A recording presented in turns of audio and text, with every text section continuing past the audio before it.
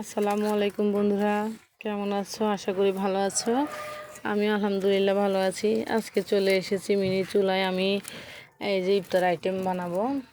আমি নিয়েছি ছোলা, এই যে আলু, এই যে পেঁয়াজের জন্য ডাল, বেগুন, ভেষণ সব রেডি করে নিয়েছি।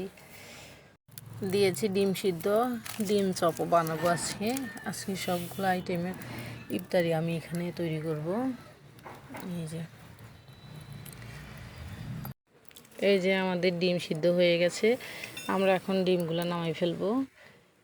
এই যে ডিম সিদ্ধ হয়ে গেছে। এই যে ডিমগুলো উঠে নিচ্ছি।